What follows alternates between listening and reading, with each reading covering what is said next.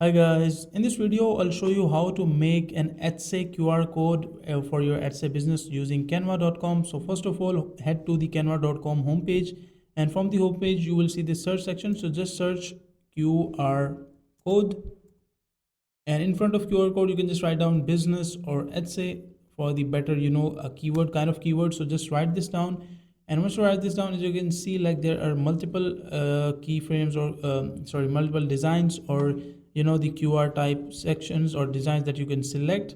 Now scroll down and find the design. If you want in vertical form, you can just select these one. If you want in the horizontal, you can just select these one, whichever you like. So let me just open any of it. Let's say I want to go with this design. And once you select this one, so you inside below section you will see multiple similar more designs as well. So you can select those designs and as well. Let's say I want to select this one.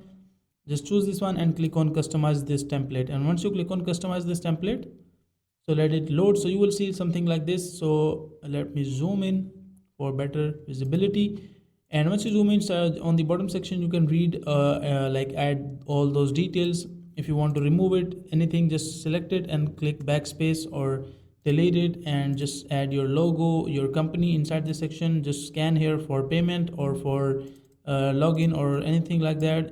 That is your choice. And inside the QR placement, just remove the text before and just copy the QR code from the Etsy and paste it inside this section. And once you paste it, you want to change color, just click on color. This is kind of a gradient color, so that is your choice. If you want to add darker color or any other color, make sure to select it and add it. And after that, your QR code will be finally made for your Etsy business.